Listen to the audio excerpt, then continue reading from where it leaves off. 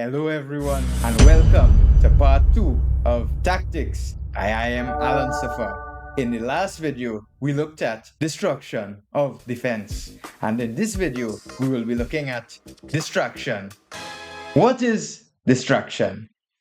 Distraction is when you make an opponent's piece abandon its duty. It's like, baiting someone, like waving, oh, hello over here. And then when he turns his head, then you strike. Now imagine this scenario. There's this treasure chest, and there's this huge, fierce, scary looking guard dog that no one dares to even come close to that treasure chest. But a clever thief one day got an idea. He bought a big juicy steak and he tossed it to the side.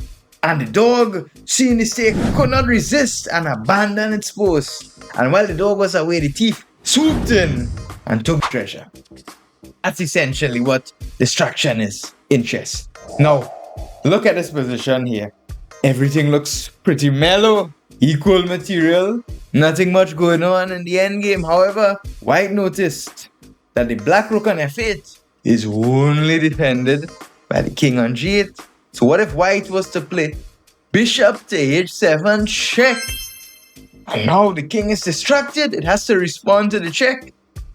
And after black moves the king, rook captures f8. So the king was distracted from the defense of the rook. Moving forward, in this position here, it looks black is up a queen. It looks like nothing could go wrong. And his back rank is secure. There's no rook f8, there's no rook d8. The bishop protects both of these squares. What to do? White played rook to d8. Now the bishop has to take the rook, and now rook to f8 mate. The bishop was distracted from the control of the f8 square, and then while the bishop was away, the rook swooped in and delivered mate. In this position here, again, it looks pretty messy. It looks like black is very solid, so white would like to take the pawn on h7 and give checkmate. However, the rook on g7 defends this pawn pretty well. What can white do? And I remind you, improvement in chess is not passive. So every position you see here, please pause the video. Take your time to come up with your answer. Let me know in the comments what you think about these positions. Well, how do you like my teaching style? What topics would you like to see? How do you like the editing? Let me know all of those things. And put your thinking caps on. Really, we need to work hard to come to that next level. In this position here, it looks like everything is defended. However, white found the move. Queen captures h7. And after rook takes, rook captures g8 is actually mate. Because the rook on g7 is overworked. It's looking left, it's looking right. It has too many obligations. It cracked. Queen takes h7, distracting the rook from the defense of his colleague on g8. In this example here, we are moving up in difficulty.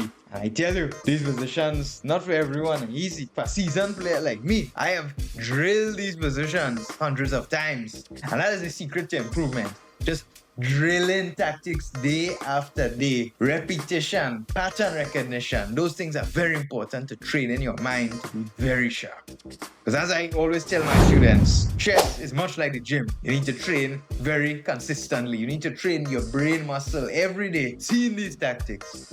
Now in this position here, what's going on? So white would love to give bishop f7 mate. However, the sly rook on h7 is defending that. So black seems pretty secure. His bishop on f5 is holding together the position. So what can white do? I hope you found the move. White here played rook captures f5. After g takes, what now? If bishop f7, simply black would take. However, the rook defends the mate in one on f7. So here white found the move. Queen captures h5. After rook h5, bishop f7 is mate. Next example now. This one here is a very beautiful one. So I would implore you again to sit down and try to work this one out. So here the position again, it looks pretty mellow. In fact, black is up a pawn. Black is probably, according to most normal people, doing very well. There's also open diagonal to white's king. White's king is not looking too pleasant. However, we notice that the Black King has some back rank problems. The Black King is not feeling too well. However, the Rook on E8 and the Rook on H7 wall off any sort of attacks.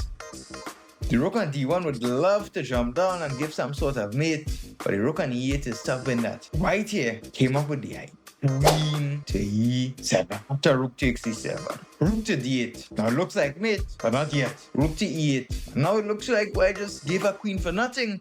However, again, another distraction tactic, lowering the piece away with Rook to G8. King has to take, and Rook takes E8 is a very nice checkmate. Nowhere to go for the Mr. Black King. And ladies and gentlemen, fellow subscribers, new viewers and newcomers, that is destruction in chess. Drop in the comments how helpful these tactical ideas have been for you. What are you excited to see next? What would you like to see covered? Which was your favorite puzzle? Did you get it right? Let me know about the editing. And as always, stay tuned and keep improving your chess every day.